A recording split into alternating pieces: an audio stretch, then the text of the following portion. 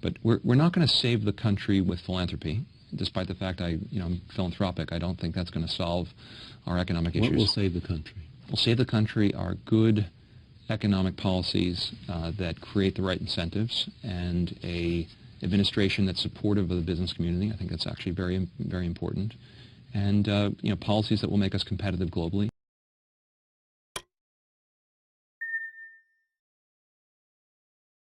Think about the stock market.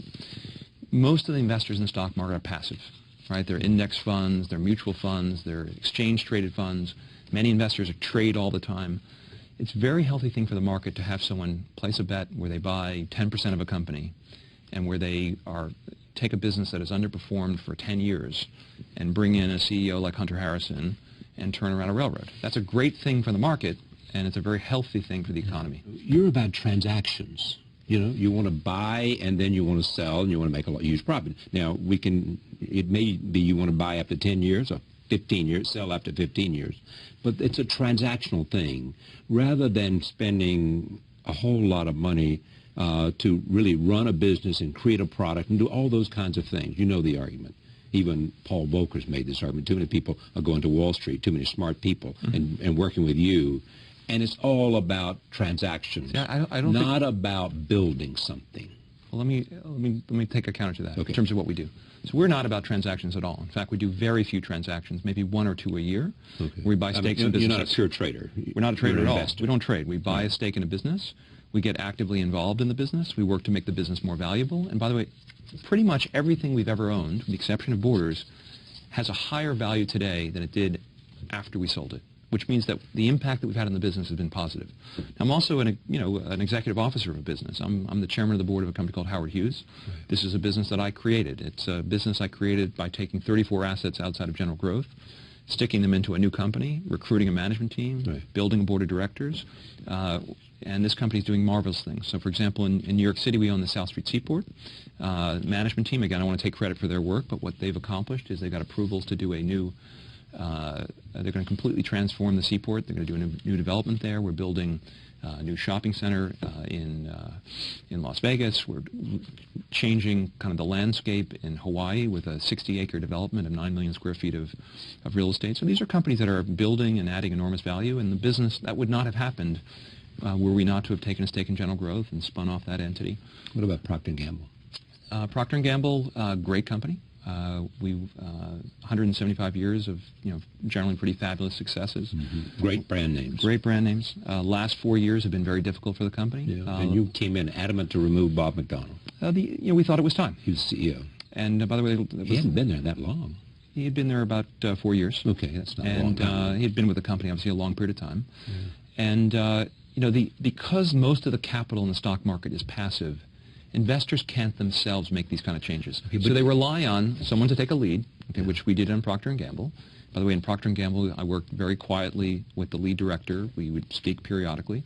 It was only when we felt it was time that I made a public presentation about what the concerns were at P&G. And a couple of weeks later, Bob, I think, resigned of his own doing. Now, that stock's gone, it's up 35%. And the former CEO's come back, one of the legendary names. A.J. Lafley's a fabulous CEO, and I think he's going to do a great job turning the business. He's also working on recruiting the next founder of the company. But as I got enormous number of phone calls from Procter & Gamble alums thanking us for the work that we did at P&G. And the same thing is true at General Growth. I mean, if you look at the Bucksbaum family, had a $5 billion net worth going into the financial crisis. That was down to $25 million when the General Growth stock went from $63 a share to 20 or 30 cents. We helped take it back to $34 a share. That's been a great thing, not just for a wealthy family, but for the pension funds that own that stock. For I get thank you notes from investors who've invested alongside us. So what's the drive for you? What's the motivation? One, I think what we do is important. I think I'm making, I do a lot of... So you're making companies stronger because you come in and you have a certain amount of power because you have a certain amount of investment, and therefore you would like to say that if you look at your track record, you do much better in making companies stronger than you do in weakening companies in any way. That's absolutely true. I mean, I don't think anyone would ever accuse us of weakening a business. Now, JCPenney, not every investment's going to work out. there was more risk in JCPenney than pretty much every other investment we've made because of the nature of the changes that were required. What was the attraction for you? If there was more risk than anything else you've ever done? The potential for reward, right? And what's the reward? If you look at... The reward is simply how much money you make for you? No, look, I don't... don't... keep score or what? No, I don't need more money. I'm not motivated by financial returns. I'm motivated by, one, I want to have a great track record. You know, if you look at Buffett, he's had a 60-year track record. So I've got... I'm 20 years in, but the record's been good so far. But, you know, I'd like to have one of the best track records in the business. What's the annual growth? I'm not allowed to comment on returns. That's an SEC restriction. But you can look around there. I'll tell you they're quite good. But what I like, you know, I've done a lot of philanthropic work over the last number of years. I actually think I make a much greater contribution through what I do in my for-profit activities than I do in my not-for-profit And activities. not only that, you sign a giving pledge. That is true. Right. That is true. That's very true. Meaning that you don't want to leave it to your children, you're going to leave it to half of it at least.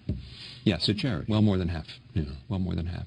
But I think what people forget is, you know, Wall Street has, unfortunately, in the last, certainly since the crisis, gotten a pretty bad name.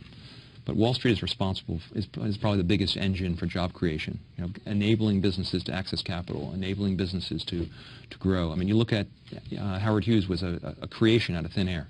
It's now a business that employs, you know, it's going to ultimately employ thousands of people, create a ton of jobs. Do you think the criticism of Mitt Romney during the campaign for his activities in running a private equity firm went there?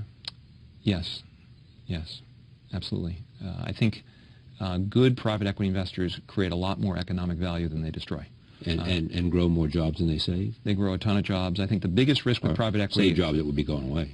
The biggest problem with private equity is there are periods of time with private equity firms use too much leverage, which puts too much pressure on a business and risks a business's failure. Mm-hmm. Putting aside that, I think, you know, the top private equity firms create a lot of economic value. Too much leverage and too much was part of the problem of the economic recession we went through. Mm-hmm.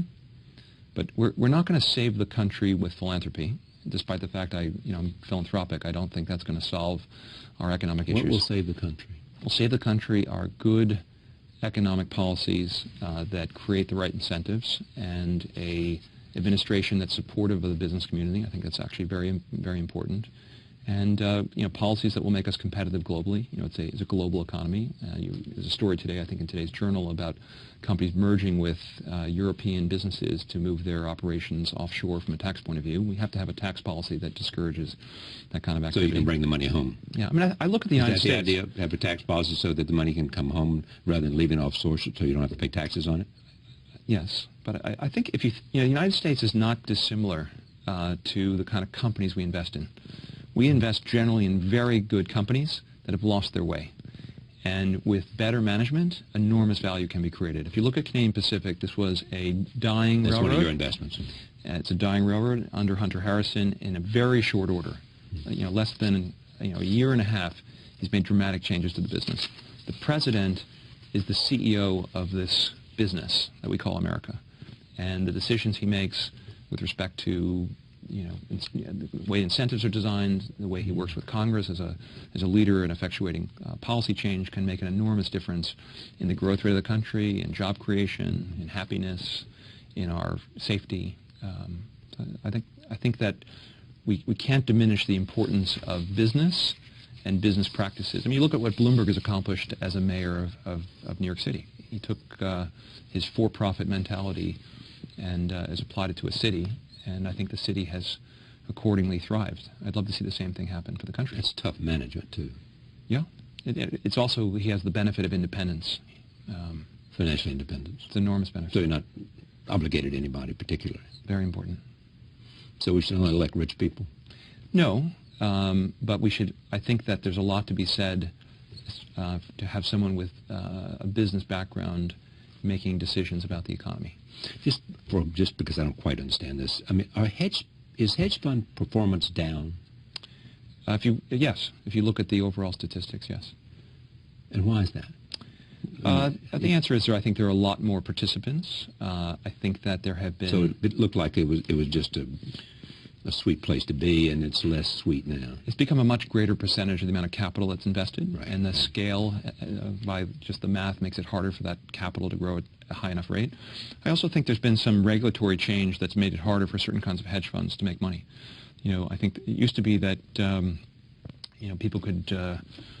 You hear of hedge funds that would just, ask enough questions that they would get answers ahead of the market. I mean, there was some bad behavior that took place, and the government put in place. We've had some insider trading issues as well. Yeah, and I think a lot of the crackdown on that stuff has maybe taken away some of the bad returns from the business. But I think the biggest driver has been the fact that the business has scaled. But look, it's just like the mutual fund industry. As a collective, it's not particularly attractive place to invest your money, but there are a few very good mutual fund managers who've done a lot better than the market over time. Same thing's true for hedge funds. Same thing's true for investors in real estate. If you weren't an investor, what would you be?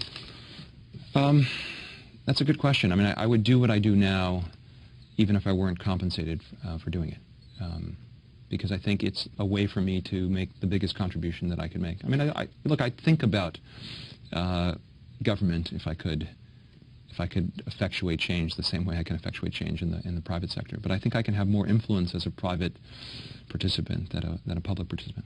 Thanks.